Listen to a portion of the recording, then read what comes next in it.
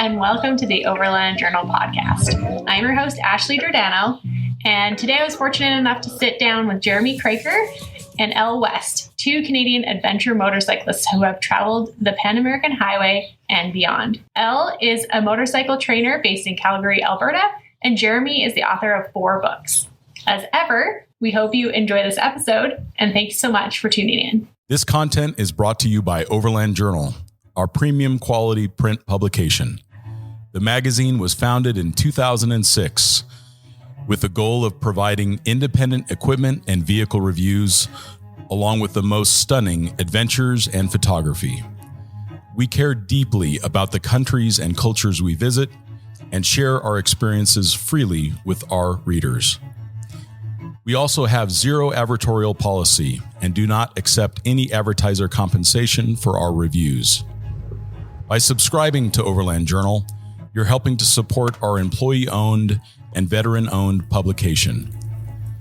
Your support also provides resources and funding for content like you are watching or listening to right now.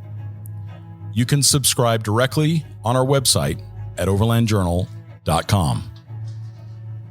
Here today on location in Canmore, Alberta, with Jeremy and Elle, 2 adventure motorcycle riders with plenty of history of traveling throughout the world. So thanks for joining me. Great to be here. Yeah, happy to be here. Currently I ride a BMW F700GS, and back in 2004, I was riding a Honda Shadow, and I thought I could get to the end of the road in Panama. I knew that the highway ended just after Panama City, and if you look at Canada on a map, from East Coast to West Coast, it's a long distance, but you could do it in 2 weeks. If you take that same distance and turn it this way, it looks like Calgary to Panama and back. So a friend of mine and I went together on 2 different bikes, and we thought we could go there and back in 6 weeks. And it's humanly possible, but we did not make it. We went to Guadalajara and then came back, ran out of time. So the thought ever since then was, I have to do that. Like, it's an incomplete trip. I need to go do it. So 2013, I actually did go down to Panama and back, and then loved it so much, did it immediately after that again in 2014, and then thought, I need to go all the way. I got to go all the way to South America, to the tip of South America. And so I was planning to do that around 2019. And then Jeremy and I started hanging out with each other. Her name is Elle West, by the way. Jeremy and I said, Jeremy was like, actually, I haven't been all the way to South America. I've been to Panama and back, of course, as he writes about in his book, but I haven't been all the way. And I was thinking 2019 as well. And I was like, maybe we could go together, but it depends how things go. And if we still like each other, we'll see. And turns out we did go together in August of 2019. We left Alberta and made it down to the southern tip of Argentina in early 2020, just before COVID broke out. And then we were starting to make our way north again. We got as far as Uruguay before the borders closed and locked us in. Oh, wow. So we made it down, but we didn't make it back. So what did you do? Were you trapped in Uruguay for a little while? We were trapped in Uruguay for 5 months. Oh, for a little while. Yeah. Wow. Yeah. Okay. So you had your bikes there and everything, or had you... Okay. We were trying to decide, do we ship them? Do we leave them? Can we store them? Is this going to blow over in a few months, or is it going to take 2 years? And we weren't sure what to do. So it took a while. And then it was expensive. So we're launching right into this. Hey, I thought you were going to go, hi, my name is Elle West. I've been to this many countries and I ride a BMW. And then I was going to say, hi, my name is Jeremy Kroeker. I ride a Kawasaki KLR650 and I've been to about 30 different countries with my motorcycle. I'm also the author of 2 books. And their names are? Motorcycle Therapy and Through Dust and Darkness. Nice. What's covered in the books? Motorcycle Therapy talks about a trip that I did in 2003.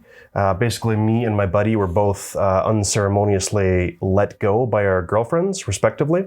And so, feeling sorry for ourselves, we jumped on a couple of motorcycles and just headed south. And then in the process of doing that trip, I discovered that my friend was also quite irritating. And then that caused me to think that the only common denominator here is me. So it turns out I'm a very difficult person to live with and travel with. And so that's kind of the foundation of the book. And then you found a travel partner that you travel well with. I have been unable to travel with anyone except for Elle. I've traveled with Neville, our host here, who is the owner of all these motorcycles. Mm-hmm. We have actually managed to travel together, but just for a fairly short period of time. I'm sure that even Neville would agree that he, by the end of a 2-week trip, was quite irritated with me as well. And we traveled well together overall, generally. We left together and we came back together, but there were a couple rough spots. Oh, sure. Yeah, I don't think you could go on any kind of overlanding trip, no matter what Instagram might lead you to believe, without a little bit of drama and a little bit of, a few blemishes that the pictures don't show. Yes. Yeah, that's an important part. And I think that's one thing, when I was reading your book, Through Dust and Darkness, one thing that I noticed was the good and the bad was captured. You know, it wasn't just like this wonderful trip where everything went well. Right. It was a really honest account of all of the emotional and spiritual and physical things that travel entails, which was, really nice, really refreshing. And thank you. These times of Instagram. Yeah, I mean, I kind of set out with these books to be fairly open and honest, and it doesn't always, I don't always paint myself in the most positive light either, but hopefully there's some humor to carry the day. And that's a danger in being a travel partner of Jeremy's. Yeah. Before we ever left, I said, if you do any writing about this, I want editing privileges. And he said, absolutely not. No. Yeah.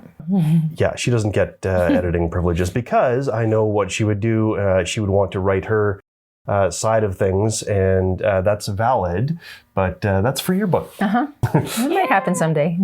I was going to ask you, when was the initial trip that you went on? The first time I tried going all the way to Panama and back, 2004. And there was nothing that I knew of at the time called an adventure bike or portals or websites where you could go and learn about all this kind of stuff, let alone conferences where people got together and shared this kind of info.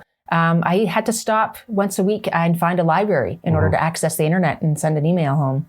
There were no smartphones. Different. Yeah, very different than now. Yeah, and I was actually in Guatemala in 2003 before I found any websites that suggested that this was even something that people do. So I hadn't read Jupiter's Travels yet, and I hadn't found any websites with information about how to do this. I just thought that I was the first person to ever think about doing this trip.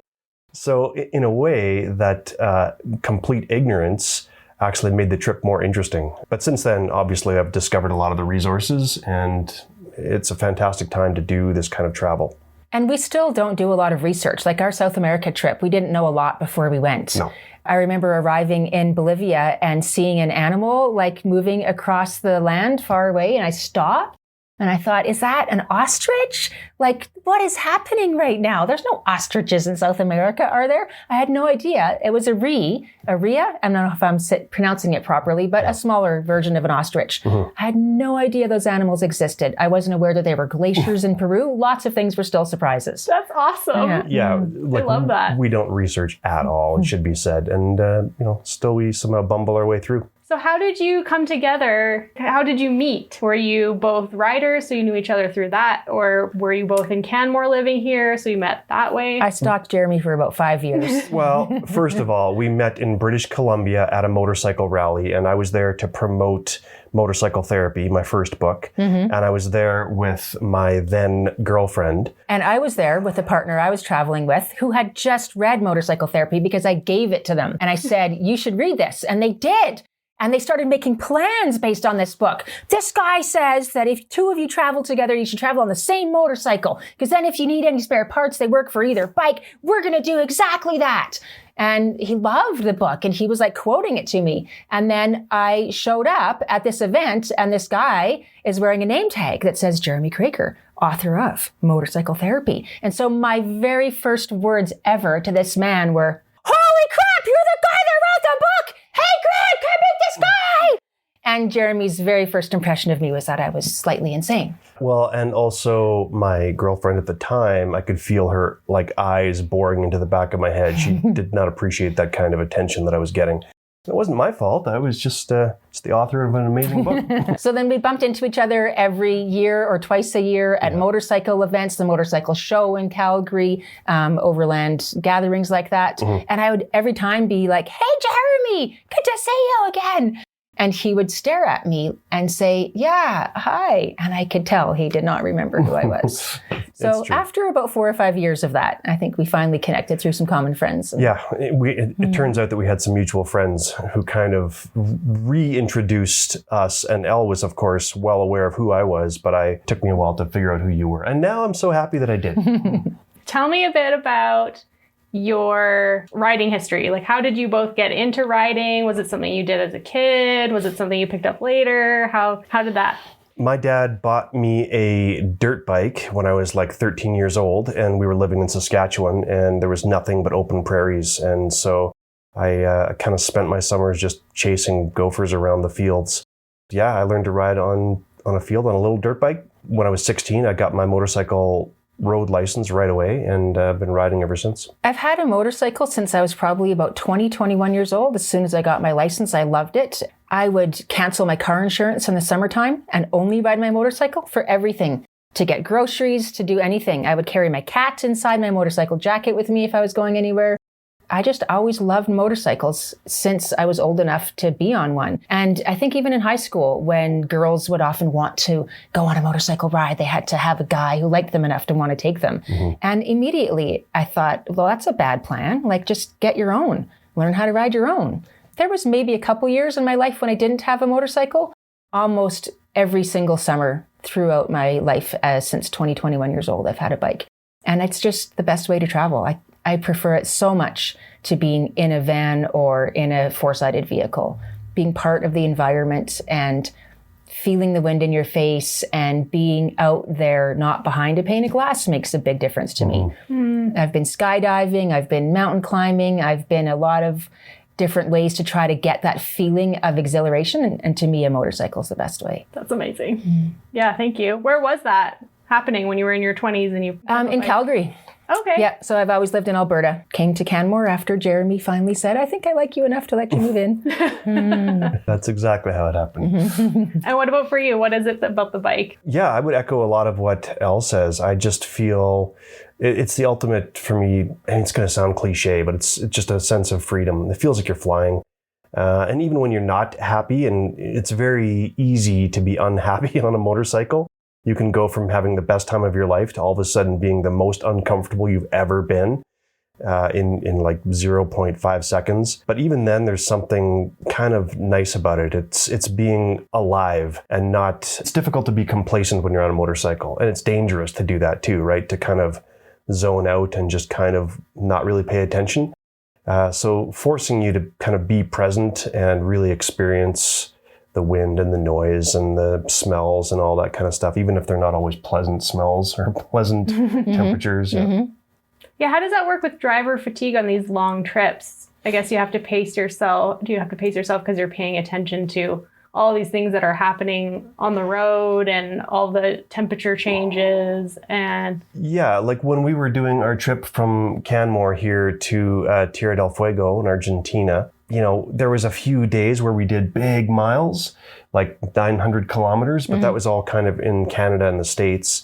And then once we got to Mexico and Central America, I'll bet you, like for us, a really big day would be 500 kilometers. Mm-hmm. Most of the time we were kind of doing 400 and, you know, 5, we would maybe push it now and then. But so we would really take rider fatigue kind of seriously and trying to find shelter, of course, before dark and all that kind of stuff. Mm-hmm. Yeah, I think generally speaking, it's easier to do longer days in a four-wheel vehicle than on a motorcycle. You got to stop more often for gas, and you need to stretch, and you can't have snacks while you're riding and things like that. Well, Elle can. She can eat chocolate when she's... chocolate is always around. It's actually interesting because I can always tell when she's stuffed a piece of chocolate in her mouth because we have an intercom system generously provided by Motology School. That's right, yeah. And so on the intercom, I can just hear her like a happy little chipmunk, and then she'll be talking, and I can actually like hear the smile on her face. You just got to keep one piece and let it melt slowly over a long time. Ooh, yeah. Then you've got the sugar and the caffeine and the joy. That's awesome. So did you guys take any training before you left on any of your trips, or were you mostly riding on-road or off-road, or how did your experience build? Probably mostly on-road, a little bit off, but I'm not super confident off-road. And I'm overly confident off-road. When we go on gravel, Jeremy just goes and he knows to wait at the end for me. and I'll slow down and I'll take it at the pace that is maybe not the smartest, because when it's gravel or loose, rough surfaces, it's better to have momentum. And sometimes I slow down because I think I'm only willing to go as fast as the speed I'm willing to crash at. And Jeremy's like, if you go faster, it'll be over quicker, you'll be more stable. And I understand the reasoning, but I'm not going to ever be as fast as Jeremy on gravel. And she usually catches up. But one time she caught up to me after I had crashed. Yeah. So it doesn't always work out in my favor to be that confident. It was in Chile. I was going, I don't know how fast, but I know that I was looking at my speedometer and then I was looking at the road up and down and up and down. So it was between 60 and 50 kilometers an hour. Like kind of hit a ridge and I got sucked into the ditch, and then the KLR did some gymnastics, and then I had the bike up on its wheels by the time you came around the corner. Because a carload of people came and helped you. Yeah.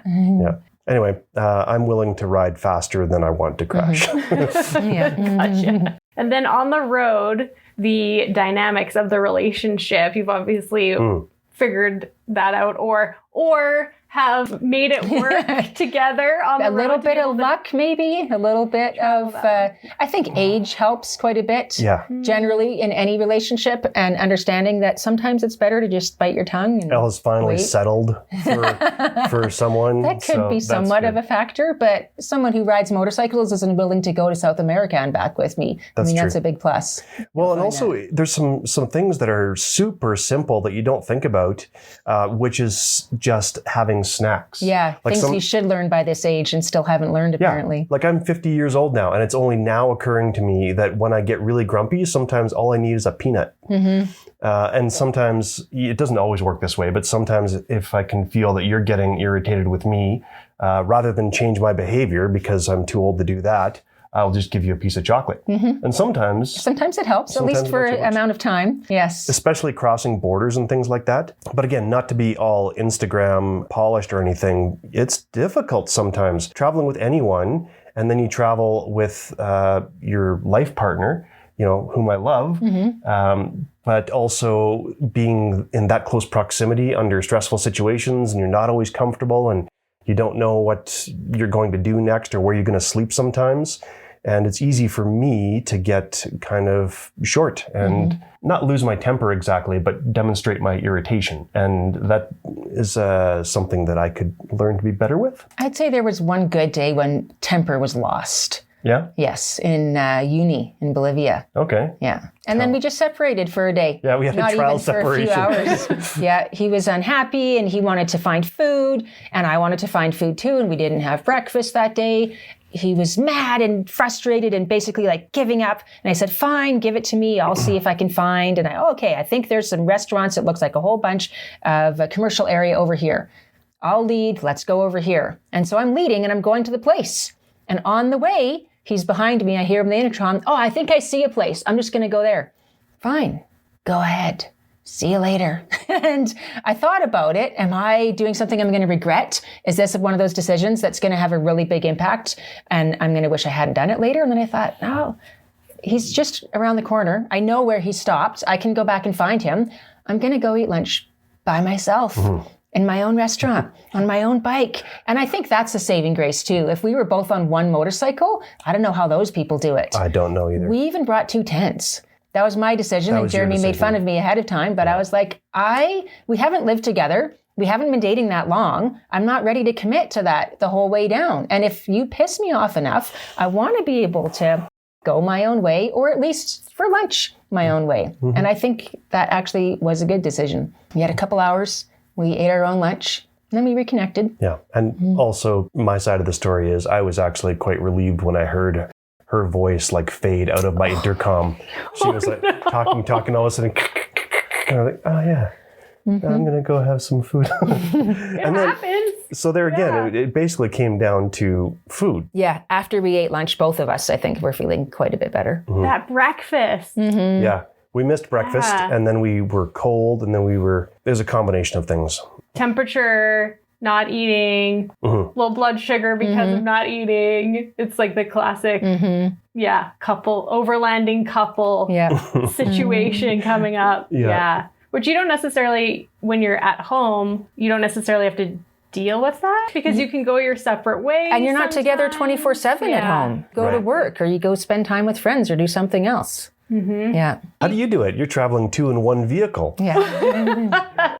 How do we do it, Richard? How do we do it? He's not mic'd up. I know. You've got all the power. Perfect. Yeah. I think we've talked about food so many times on this podcast about snacks. Yeah. Like search word snacks. Yeah. We've talked about that with many different couples. And The same way you pacify a toddler. You have to just take care of yourself sometimes. Yep. Yeah. And especially when you're getting into a stressful situation, like you said, a border crossing, if you're going into a border crossing really thirsty, really hungry, really hot, really cold, and all of that going into it, and you have to go into a problem-solving situation, you're not going to be in a good place. Yeah. So, Especially a problem-solving situation that is unfamiliar, that isn't in your native language, that doesn't make any sense. How many times I think Nicaragua is one of the worst border crossings for me. Yeah. Thank you. Is there anything else I need to do? Nope, you're good to go. Sweet. And then the next person is like, no, actually, you're not good to go. You didn't get this stamp and you didn't get a copy and you didn't bring it to this office. Well, just tell me and I'm happy to do whatever's required. Am I done? Yep. Am I good to go? Yep. And you try leaving. No, there's a police officer stopping you. You don't have this. Like there's always something that just doesn't make sense at those border crossings. yes. Yeah, those are tough ones, Central America border crossings. I hate them. And it's like you have to switch off your North American brain. Yeah. Oh, and sure. be like, let's turn on our Nicaraguan Change those brain. expectations. It was at that border crossing that we finally found a line to clear our paperwork. Elle was in front of me. After leaving one building and walking across the mud and construction to another building, waiting hours. We'd already been 2 or 3 hours into the process by then. Yeah. Found the new building. And she's in line and she gets her paperwork stamped and it's done. And she's like, thank you. And then the guy goes shh with the window. And like she goes away with her paperwork done. And I'm like the next person in line. And I'm like, what? Oh, this line is closed. Yeah. So now I had to go to the back of the line that was right beside me. Yeah. It doesn't make sense. Maddening. And on that border crossing as well, we were told to go bring your paperwork to the Blue House.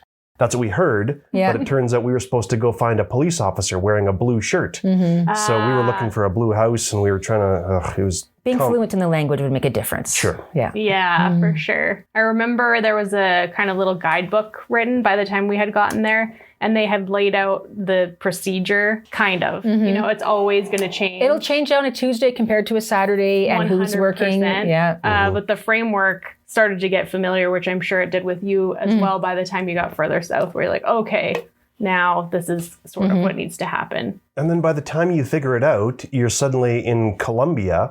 And then all the border crossings just get easier and easier and easier and easier. And it's not that you know the language better, although that may be part of it, but it's just the Central America. They have not figured out how to move people through their borders efficiently.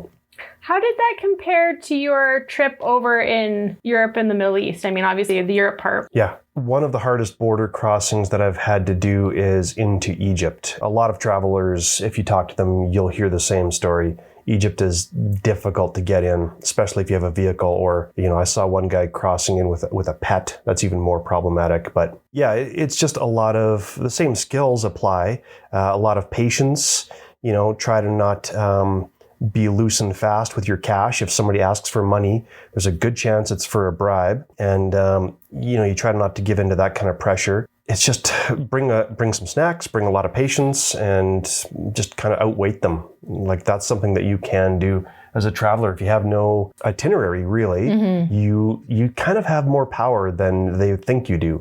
Like, oh, okay, well, we're not going to cross the border tonight. I guess we'll just camp here. Yeah. Oh, you can't camp here. Well, then I'm coming home with you. Yeah. You have to provide shelter without being, you know, saucy or without raising your voice. I know some people do it with grace and aplomb. They can raise their voices and get mad at people, and they don't seem to suffer any consequences, but it's not how I choose to handle like that situation. I'm always friendly, try to be smiling and patient.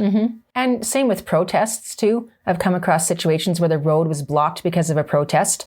And one time I just went up to the front of the line because with a motorcycle, you can wiggle your way up there, which is nice. Kind of just watched what was happening for a bit. And I was intimidated, definitely. People had sticks and they were smashing the sides of the transport trucks and chanting something that I couldn't understand. They clearly weren't happy. after observing one guy who made eye contact with me, I just said, hey, my Spanish is very poor, but if you're able, I'd love to ask you some questions and learn more about what's happening here and why you're protesting. And he went, come here. Let me tell you, the government this and our water's polluted and nobody's helping and rah, rah, rah. And I was like, wow, that's awful. I think I understand. Thanks so much for explaining to me. Is that your motorcycle? Yep. Hey, George, open the gate, let her through. And I was like, bonus, sweet. That was somewhere in Central America. It might have been Mexico, but there were multiple times when protests were happening.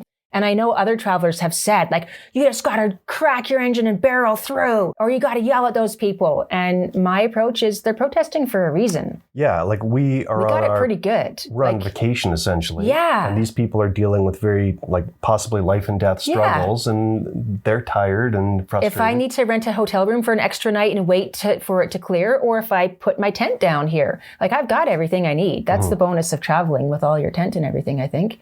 That's the nice thing, too, about traveling versus going on like a 2-week vacation. Yes. If you have enough time, your plans get disrupted, but it's not that big of a deal because this is all part of the experience. Where if you have a 2-week or 3-week vacation, every day seems so important. We have to see this thing and this thing and this thing. You know, if you have time, it makes any travel a lot better. For sure. I was thinking of food poisoning or getting sick. Yep. You know, that can blow out your whole 2-week vacation or 1-week vacation. Yeah. Not to mention your digestive tract. Yeah. Yeah. That's a really good tip to go and talk to them and say. If it seems safe and if you're comfortable with it. Sometimes it's not a possibility. Yeah. Sure. And I've done the same thing at border crossings too. There was a border crossing. I was following a friend of mine who wrote to me and said, hey, instead of the Pan American Highway, come over to the East Coast. I crossed from Panama into Costa Rica and it took me 20 minutes. And I was like, no way, there's no such thing as a 20-minute border crossing in Central America. So I went over there and she did everything, stamped my passport, I'm in. And then I said, okay, now my vehicle. And they said, oh, no, the computer's down. Well, how about another computer? No, it's not the computer system is down. Well, what if I went back and drove 2 hours across the country back to the other side? And she said, no, the whole system is down. You won't get across any border today.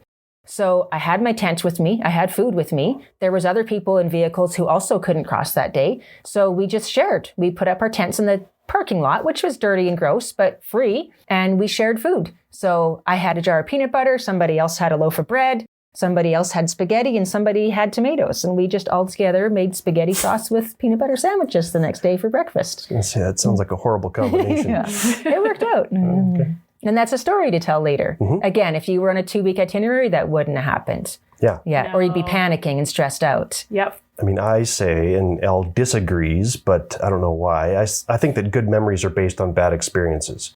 Some of them, but not all of them. You can have good ones too. Sure. True. The best stories seem to come out of a stressful or uncomfortable situation. In Argentina, classic example, we were on the Ruta 40 and it was like a horrible gravel section. In fact, some people call it the worst gravel section of that entire journey. Yeah, the 73 Malditos. Yeah, the 73 shitty ones. And we had high winds, and I can't exaggerate how high the winds were. And Elle had a few offs. We were told too. We were told by somebody who grew up in Argentina and spent a lot of time with us and rides a motorcycle. And they said, just get up early. Just get up early. Do as much riding as possible before the wind picks up, because usually it's calmer in the morning and picks up throughout the day. Get off the road by noon and then sleep, get up early and do your traveling early in the morning. But we didn't listen. Nope. So after the third time that Elle crashed her bike, we set up a tent in the high winds and just slept there right in the ditch. Yep. And I was tempted to say, let's just go to we're almost there. But then I thought better of it, because what if she gets hurt? Or what if I get hurt? Or it was whatever. infuriating. Yeah. It was maddening. You can't stop.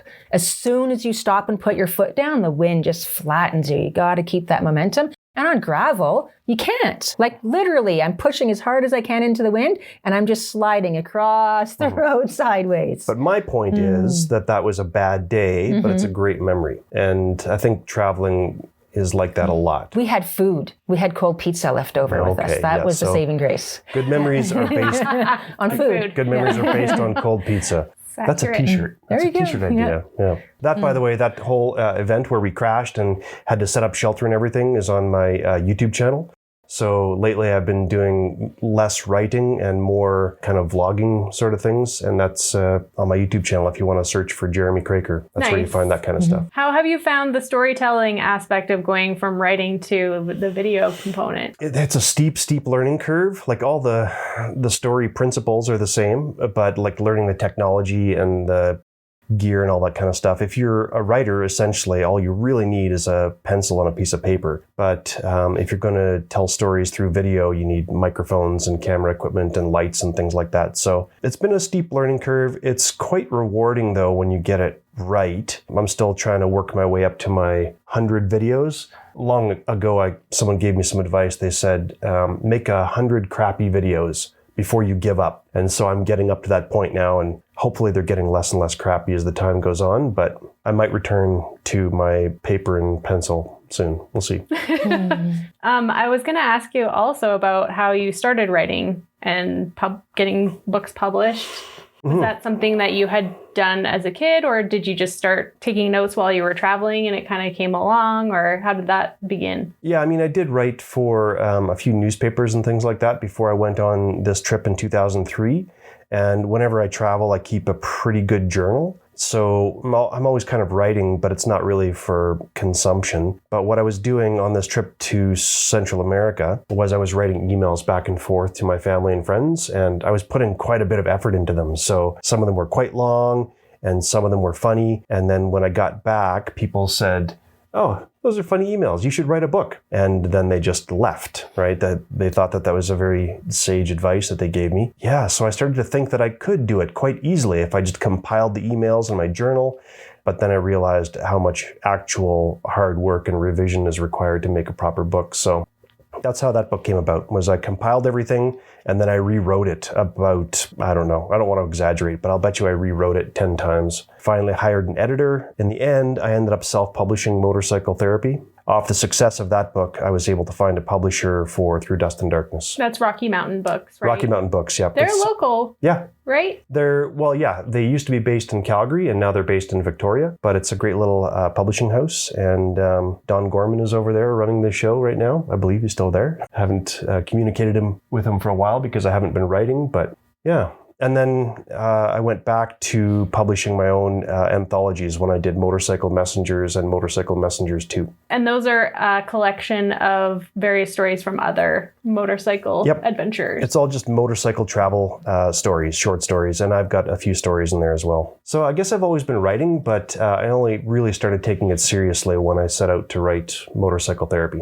Okay. And then what did you learn from Motorcycle Therapy that you did differently for the next book? Learned almost nothing. I honestly thought, okay, now I've written a book, the next book will be easier, and I know how to do this. As it turns out, every stage of the writing and publishing process is the most difficult stage. Like the starting is the hardest thing, and the continuing, then that becomes the hardest thing. And on and on and on until finally you're exhausted and you hand it off to a publisher or to an editor, and then selling it becomes the difficult thing. So it's really a labor of love more than anything else. They say of mountaineering that the most important tool that a mountaineer has in his toolkit or her toolkit is a short-term memory because you forget all the suffering. And I would say the same applies to writing if you want to do it well. I did want to do it well. I always want to do, like, every story that I tell, I want to make it the best I can. Were you taking notes diary style in the evening? Because obviously you're writing and you're having these experiences. So how are you getting those onto paper so vividly? If you see my journals, like if you look at and sometimes I'm typing them on my computer and sometimes I'm scribbling them in a notebook. But if you read them, they're almost unreadable. Like they're just things that I jot down to trigger my memory when I go back to them later. If I have time, then I'll sit down and I'll write a proper, journal entry. And then sometimes I'll get like way behind and I'll have to catch up 10 days. And then it will just be bullet points, lots of swearing and lots of spelling mistakes and scribbles. And then I try to be better going forward. And he'll jot down stuff along the way, like a thought in his head that he wants to preserve. and save for later. So I think more capturing the feeling and then constantly coming back to me asking, where were we? And what date was that? And what country was that? And so I keep the data. Yeah, I've also got like a little notebook, like you say, and sometimes I'll just jot down a phrase or a funny sign or something like that. And it's really just about triggering the memory, or a direct quote. Elle has some strange quotes that I've written down. How did it differ between self-publishing and working with a publisher? Because I know that a lot of overlanders have gone both routes or either one. Some are only publishing themselves, or some are only with publishers. So what was that difference like? Like, self-publishing is, I think, very difficult if you want to do it well. So it's just a lot more dedication, I guess. And you have to really, it's determination. You've got to really see it through. And if you ever decide that you are done with it, the problem with self-publishing is you can just publish it and maybe it's not good enough yet. So that's why I hired an editor for Motorcycle Therapy, and they helped me rewrite the whole thing. They helped me find a story. Like, I had a bunch of things that happened. They helped me find the thread. They didn't write it for me, but they gave me some guidance. They said, I like this. I'd like to see more of this. You can ditch this section. And then so I rewrote it again. And that would be my advice to anybody who wants to self-publish, is spend the money and hire an editor, not your friend, not your English teacher, not somebody that you know, but like a professional who will give you good and sometimes difficult advice. And then with a publisher, Rocky Mountain Books was very good to me, and I'm grateful for everything they did. They were the ones who, after I also hired a publisher, and I had it basically ready to go to self-publish, and then I handed it off to them, and they liked what they saw, and then they helped me shape it even more. But then I could relax a little bit too, because once they had the manuscript, then I knew that the copy editing was going to be done, I knew the layout was going to be done, I knew the artwork was going to be done. It just took a lot off of my plate. And they also did a great job with distribution, which, as a self-published author, distribution is often the problem. So you can find copies of Through Dust and Darkness in bookstores all over Canada. If you can't find it there, you can ask them to get it in, and they can. And I think Motorcycle Therapy as well. But if you self-publish, then it becomes more difficult to get books into the hands of readers. Right. Yeah, they have a machine that is a publicity machine with connections and email lists and things like that you don't necessarily always have access to as a self-publisher. Yeah. So that makes sense. And they say the book stops selling when the author does. So I think that's also part of the reason that I started the YouTube channel, to be honest, was to just be like, check out my books. Right. Yeah. So, and they're actually still doing well, so I'm happy. It's difficult. Not that I'm complaining, because it's all something that I've chosen, but don't expect, I never did expect, and I wouldn't expect going forward to make any money doing this. Yeah, let's talk about budget a little bit. That's always the question that everybody asks. I'm sure you have experienced this, where people are really curious about, how can you just leave your home or your job or whatever for long periods of time and travel. And motorcycle travel is a really great way to travel on a budget from what I've seen. I haven't done it myself yet. I think it really depends how you travel. It can be done quite cheaply, and it can be done quite expensively too. And I think with two of us on motorcycles, 2 different bikes, 2 different gas tanks to fill, I'm not sure that it is cheaper. I think if we had been in a small 4-wheeled vehicle, I think it would have been cheaper on gas every time you cross the border, and pay for all the temporary vehicle import permits every time, and insurance and registration and things like that. But it would have been too hard in our relationship. Yeah, we would have come back together probably. But when I first went to Panama and back, I was gone for 6 months, and that was my plan, was to avoid a Canadian winter. So I left when the snow came, and I didn't come back till the snow melted. So 6 months I budget, and that was more than a decade ago now, so prices have increased somewhat. But I budgeted $10,000. I don't think I could live in Canada for 6 months for $10,000. No. So it depends what you're doing and how you're living. If you're in your tent a lot, if you're staying in local places, or if you're staying in 5-star hotels and where you're eating. I stayed in Nicaragua at a homestay for a month, took some Spanish lessons, did some volunteering. I lived for a whole month on 200 Canadian dollars because I had room and board included with my stay when I did volunteering. So if you want to do it cheap, it's possible. Nowadays, I think I would have a higher budget. Can I say what the whole budget was for a whole year? Sure, yeah. I think our whole budget for an entire, it's 13 months, was $30,000 each. Each Canadian dollars. Canadian dollars. Yeah. And that's But that included getting stuck in Uruguay for 5 months and then having to ship our motorcycles home, which we weren't budgeting for. we then went over. Yeah. Yeah. But that includes like new tires, new brakes, couple oil changes, maybe chain and sprockets along the way. Yeah. Now that sounds like a lot of money, and it is. But again, like living in Canada for an entire year, I don't think. I mean, it would be tough to do that for $30,000. Right now, people screaming at the podcast saying, "I can do it for cheaper." Of course Definitely. you can. Oh, definitely.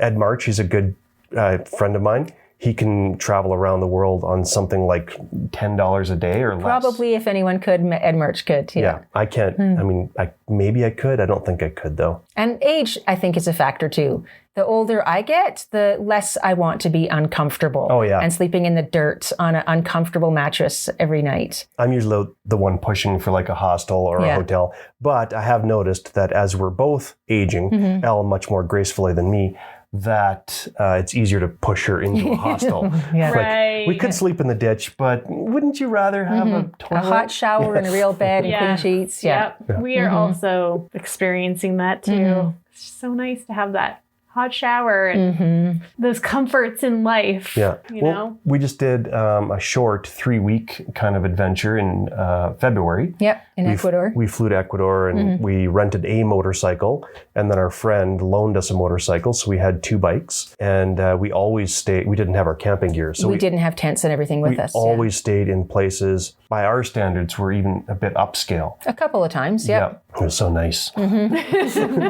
Yep.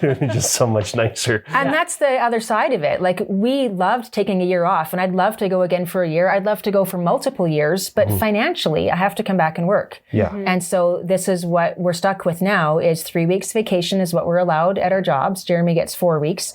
And so we took 3 weeks. We flew to Ecuador. We had some people we met there, so we knew we had a place to stay and a bike to borrow. But it still cost quite a bit to fly, to rent a second bike, to stay in places where we didn't have tents. And now, hopefully, we're saving a little bit more every year in order to go again for a year someday, sometime. But we're paying for that. We have roommates. We don't go out very often. We're being quite frugal. That's right. And my YouTube channel is now beginning to pay for the trips. It's such a great income earner. I'm making 33 cents a day. Perfect. Every day. Every bit counts. 33 cents just true. rolls in. I'm curious about your budget. Like, you're about to continue this big trip that you're on. And since we broached the subject, how are you doing it? So it's going to be very interesting to see what the difference is like, because we did our first Pan American trip in our 1990 Toyota pickup back there. That was, how much was that? $75 a day for Mexico, Central, and South America over 18 months. Inclusive for both of you. Both of you. That's pretty good. That's Not great. including shipping home or shipping across the day. Right. So it'd be more, obviously, but Yeah. I thought that was a pretty good job. During that time, doing something similar in North America would have been around $150 a day, easily. Yeah. Yeah, And even Accommodations. today, things are more expensive. Now we're taking our 2008 Tundra and a camper to Europe. So we're both like, oh my gosh, this should be interesting with budget. And, Europe's supposed to be expensive. I don't know how much more expensive it is than Canada or the US, because I would say the US portion wasn't inexpensive. It's fuel in Europe. It's Totally. Yeah. So we'll try to move really, really slow, stay in places a long time. Don't go to Scandinavia, or if you do go to Scandinavia, just realize you're going to blow your budget. Totally. Yeah. Yep, there's that. And then we are really, really, really fortunate that we have transitioned our work to things that we can do on the road now. Yeah. If you can make money while you're traveling, that makes a big difference. My editorial duties and writing articles, and Richard's filming. So all those things we can do. So it's different than the last trip. Last trip we were just out, quit everything. And there's a different mindset in that for sure. You're just free. Yep. You're doing the thing. That's the way to do it. But you're free until that end, till the money runs out. Yep. And then that's a sad feeling. That post-trip, I'm going to call it post-trip depression. Tell me more That's about a real that, thing. because I have experienced it also, and a lot of people I've talked to have had a hard time with it. So share your experience if you want. I would say that I've experienced it often, and it always catches me off guard. Like I think that I didn't have it this time. And then like 18 months after I'm home, it hits. Or I never see it coming. I think that was part of what I was going to say is we talked about it because we'd both been familiar with it. We'd both experienced it before. And so this time we said, oh yeah, that's a thing. But we're aware of it. We're familiar with it. So it won't be an issue. It still happens. Being aware of it doesn't stop it from happening. It still comes. And for me, winter, like in Canada, when we have the darker nights and the less hours of daylight and the cold temperatures where I just don't even go outside sometimes for a whole day. It can be pretty depressing. It's brutal here. And also the mountains are some of my favorite in the world. Like Canmore is one of my favorite places on the planet that I've been to. But having those really steep mountains, and you only get you only get sometimes a shockingly low amount of sunlight per day. One of the worst places in the world, I think, is just up the road here in Field. So Field is beautiful. It's just across the BC border, but the mountains are so high and the canyon is so narrow that in the wintertime, I don't even know if the sun crests the hill. Yeah. So how did you work through that time period? I remember watching some YouTubers who were traveling as I was getting ready for my first 2013 trip. Followed them and stayed in touch with them and met up with them at the same place where I first met Jeremy and yelled at him. When I finished my trip and came back, I was like, this feels awful. I don't want to go back to work. I don't want to pack my motorcycle away for the winter. This is a horrible feeling. And she wrote to me and she said, now you know what you're working for. And I hung on to that. That was good. I was like, yeah. So every day that I'm going to work and thinking, I don't want to go to work today. Oh yeah, but if I save my money, this is what's going to get me back to where I want to be. And one of the things that we did after this trip was Jeremy just offhand mentioned, where are we going to go? And when can we take time to go for a year again? We need to redo South America because we didn't get to finish it. We only got halfway. We need to do that again, but when can we do it and how can we do it and how much money do you think? And we just kind of tossed a number in the air and said, what if we had $50,000? How long do you think it would take us to save that much? What if we could do that by 2026? And so I grabbed a felt marker and I wrote it. 2026, $50,000. And that's still on the whiteboard today. So you can look at that every once in a while when you're like, I don't want to go to work today. I'm pretty sure. Oh yeah, that's what I'm working for. I'm pretty sure I'm going to get fired before that. Well, so maybe we can go even sooner. And I think I kind of handle winter a little bit better than Elle, even though I'm outside all the time. And sometimes it's minus 30. I still ride my bike to work every day. Yeah. Well, it's like 7 minutes away. Bicycle. Bicycle. Yeah. Yeah. Bicycle. Yeah. So 7 minutes in minus 30 is still bad, but it's on an not. ice sheet. Sometimes. Yeah. I've got studded tires like this. Oh, good. Yeah. But I think me having a somewhat active job is helpful. And then when I come home and it's dark when I go to work and it's dark when I come home, but having these videos to make was helpful. I think just some creative project that I like to do. I watch them all the time. Jeremy comes home and he finds me watching YouTube and he's like, oh, what are you watching? Oh, you're watching us. And I'm like, yeah. Can you believe we were there? Like, Ecuador was just a month ago. And it feels like, did that really happen?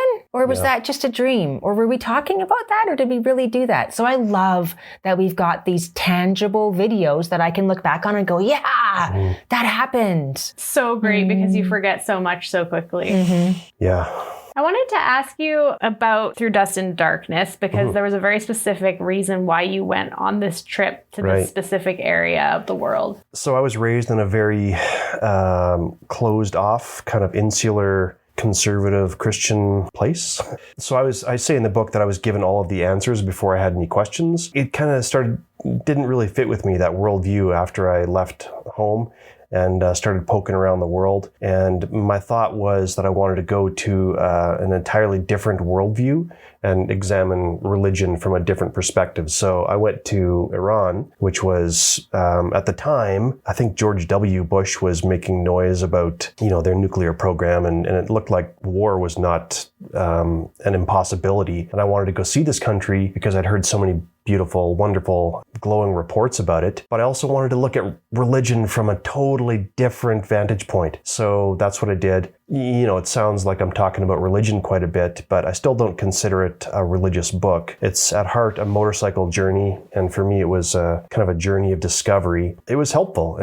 Ultimately, Now, at this stage in my life, religion doesn't really hold much of a place for me anymore. I've kind of, I think, moved past it, but it was helpful for me to go and just kind of have my foundation kind of shaken a little bit.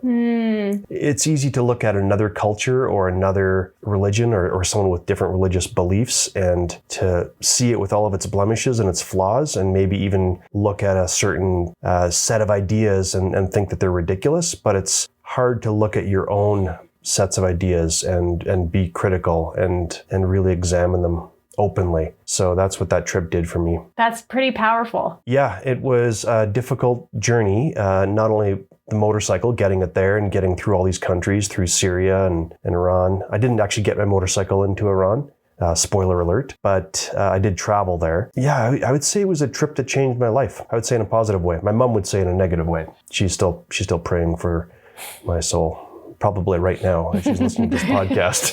Thanks, Mom. Yeah. Shout out. Yeah. But again, I don't like to think of it as a religious book. It was just me kind of examining the presuppositions that I had and my background and my upbringing and coming away, I think, with a broader view of the world. It's all thanks to motorcycles and the KLR650. Yeah, I would say I would agree. Oh, good. I would agree, for Good. sure. Yeah, When it was people really interesting Oh, thank you. to follow with you on the journey and see what you were thinking and how it was changing and what you were observing and the experiences that you had and meeting different people. And it was really interesting. Well, actually, I think that's partly why I haven't written another book, was because Through Dust and Darkness really took a lot out of me.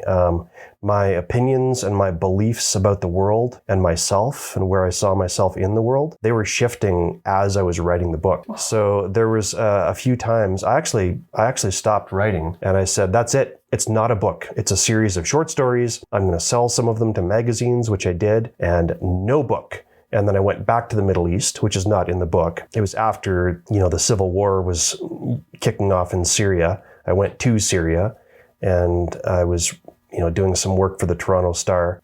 Kind of a long story, but I got arrested and then kicked out of the country and then ended up back in Canada.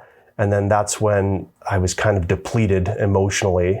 I picked up the book again. And after sending it to my friend Mark Richardson, who's a dear friend of mine and a good writer and editor, he went through it, basically said, you can finish this in 6 months, but you have to commit to it. And I did, and it was the hardest thing I've ever done. Was it the kind of vulnerability and the difficulty of going through those changes that was really hard, plus the writing that was hard, or was it just everything together? It was everything together. Like, I laid myself bare in this book. There's a few passages that I don't think that I could have been more vulnerable. And so that was difficult to put down because I had to first be honest with myself. And then I had to decide that I was going to let other people see that side of me. And that was no easy feat. Again, I don't want to ruin the ending, but it's not a pro or it's not a book that rails against religion or faith. It's not a book that embraces it either. It's just me going through the journey.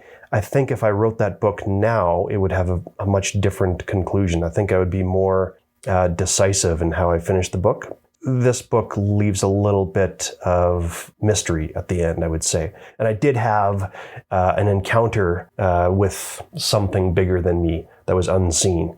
And that happened in Iran. And that, again, is open to interpretation as to what that was. If that was God speaking to me, or if it was just my own anxiety. The reader can make up their own mind. I know what I think happened, but it was a difficult book to write. Elle didn't like it as much as she liked my first one, which was just me talking about rice and eggs in Central America. The first one is funnier. Yeah, the first book is funnier. It's quicker. It's an easier read. And then this Through Dust and Darkness, I do think it's a better book. It's got more substance, and it was difficult to write. Some people read the back cover, I think, and they're turned.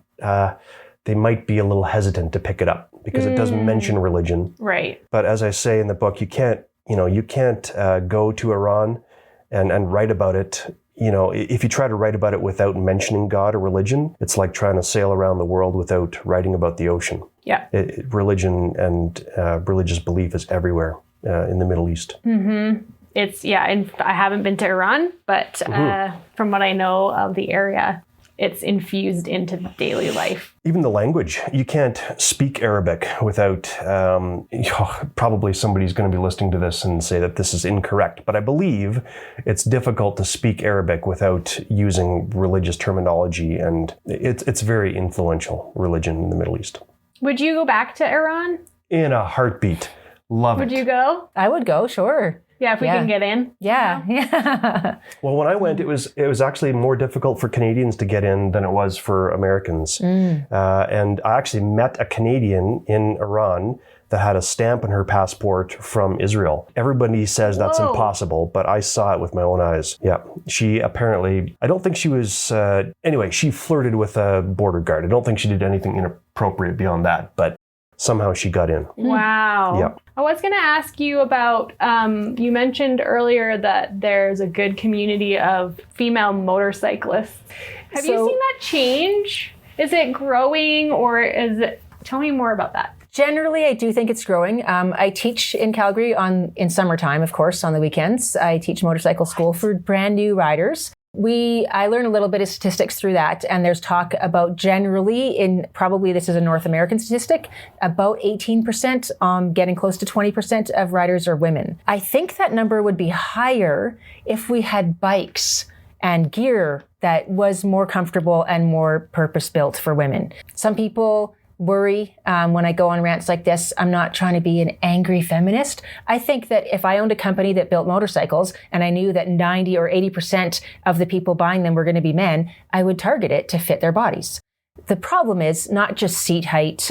We've looked at grip strength and all kinds of differences in women's bodies. So having some adjustments to those bikes is, I think, making it better. And there's a few that are not just girls' bikes, but have some adjustability to them, like levers that you can adjust. And seat height is getting a little bit more customized on some bikes now, which makes a difference. And you can walk into a store and not just find pink gear that is for women. So that's getting better. And I think that if you feel like you belong and you don't have to walk into a store and feel like, oh, if nothing in here fits me, maybe I'm not meant to be here. If you don't keep getting that feeling every time you go to a class or a motorcycle shop or a gear store, then hopefully more women will get into it as well. I think I was just stubborn. I just wore men's gear and it didn't stop me from riding a bike. And I just picked a smaller bike to begin with. But at the Overland event in Oxford, am I saying it right? Yeah. There was so many women there, so many who had been doing this way longer than I ever was, way longer, since before I was born. I mean, look at women like Elspeth Beard, who went around the world on her motorbike, and she tried to get sponsors and she tried to write articles, and there just wasn't people willing to publish it and take it and support her. Now there are. Now people are like, you did what? You did that when? Holy cow, that's amazing. Why isn't there a book written about it? Why isn't there a website dedicated to that? Why isn't there a YouTube channel? Well, because people at that time weren't interested in what women were doing. There's the two sisters, or the mom and daughter couple, who rode across the United States. The Van Buren sisters? Yeah, the Van Buren sisters. Like, this is back when there weren't roads. There were motorcycles with headlights that were actual flames. You had to stop and light it when it got dark out. Carbides, yeah. And they rode. And what happened? Did they get applauded? Did they get supported? Did they get offered sponsorship? They got arrested for wearing men's clothing. Come on. There's a lot less resistance nowadays, which is great. So I get to see some of these women, like in Oxford, there was a lot of WIMA, Women's International Motorcycling Association members who have fabulous experience and stories to tell that are just coming out now. Well, here you got to shout out Lois Price and Tiffany Coates. Yes. And Antonia Bolingbroke-Kent. Yes. And I'm forgetting a bunch of them, but there are books written by women riders, and they have done adventures like Tiffany Coates. I wouldn't want to ride with her. She would leave me, like, Tiffany, I love you, but she would leave me in the mud. Yeah, we did ride with her, but we followed on pavement. Yeah. A gentle, nice, easy days riding. Yeah, for sure. I wouldn't keep up with her off-road. There's a story about two women that crossed the Sahara in a motorcycle and a sidecar. I can't remember the year. I'll have to send it to you guys. It was probably one of the most intense travel logs I've ever read. Getting stuck, pushing a motorcycle and a sidecar through the sand. Yeah. It was incredible. Incredible. So lots of cool stories out there. I have a special affinity and interest in women's historical overland trips. So I can totally identify with that. Motorcycle Messengers too actually has a lot of female writers in there. So that's a good place to kind of sample who's out there for writing. And check it out. Perfect. There are a couple questions that we ask during every podcast, and I'm stealing Scott Brady's question, which is, what is your favorite book and why? Favorite book? Favorite book. Oh. I know what you're going to say. No, you don't. Well, I don't know what I'm going to say. You go ahead. You're going to say Ted Simon, Jupiter's Travels. Travel book. Doesn't have to be a travel Doesn't have to be a travel book. Okay.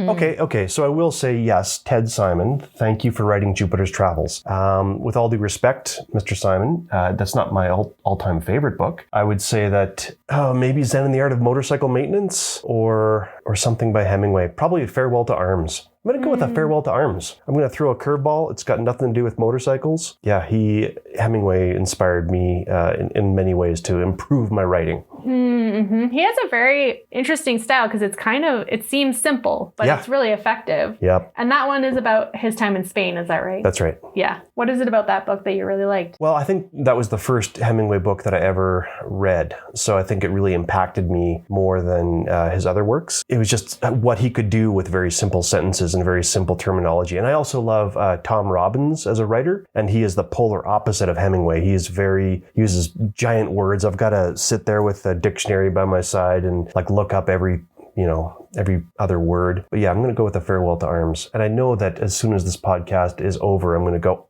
I should have said this or that. I'm thinking as you're talking, I'm like, I can't pull up one. I think it's really hard to pick one. Yeah. It is. Yeah. It's like your favorite movie. Favorite movie. Air quotes. I think for me, though, one of the definitely top ones, I'm going to say anything by Lois Price. I was going to say, this is my chance to earn some points, right? And name one of your books. Definitely Motorcycle Therapy, for sure. I have reread it, and I don't do that very often with a lot of books. But Motorcycle Travel, I think Lois Price has to be up there in the top. She's got a great writing style, and it keeps me engaged, not just because of it being a motorcycle travel book, but her writing style in general. Yeah, all the history that's woven through and her storytelling ability. And yeah, it's great. I can't wait to have her on the podcast again. Yeah. Well, where can people find you two on the interwebs? Yeah, so online, I would say if you want to see our videos, just go to YouTube and look up Jeremy Kroeker. It's Kroeker. So that's partly why I started that YouTube channel, was just to teach people how to pronounce my last name. It's difficult to spell. It's Jeremy Kroeker. It's Jeremy's channel, but there's lots of me on there. Yeah, he loves to keep the camera on me, even when I don't always know. I would say that my online presence is a bit broader because I've been working at promoting books and stuff like that. But I'll bet you if you'd search Elle West on YouTube, which is easier to spell, it would take you to Jeremy's channel. Yeah. All right. You also have a website, and do you have any social media handles that you want to share where people can find you? It's all Jeremy Kroeker based. So jeremykroeker.com. My Twitter handle is Jeremy_Kroeker. I think that's my Instagram as well. Jeremy_Kroeker. I'm sensing a theme. Yeah, so I'm very sorry. Also, if you search motorcycle therapy, a lot of those things pop up as well. Well, thank you guys so much for taking the time to chat with me. I feel like we could chat forever talking about this stuff, and it's been really wonderful to listen and learn more about all of your adventures, and I'm really looking forward to seeing where the next trip takes both of you. Thanks. It should be really exciting. I want to answer one of Richard's questions because it was great and I didn't get a chance to tee it off. If anyone's looking for the books, Richard, thanks for asking. The best place to start is go to your local independent bookstore, and they can get it in if you ask for them by name. And if they can't, then you can shop online, but support your local independent bookstore. Super important. Yeah. We've got a great one here in Canmore called Cafe Books. Oh, it's excellent. Yeah. I really like it. Yeah, love that place. Well, thank you guys again. And thank you so much to the Overland Journal podcast listeners for taking the time to tune in today, and we will catch you next time.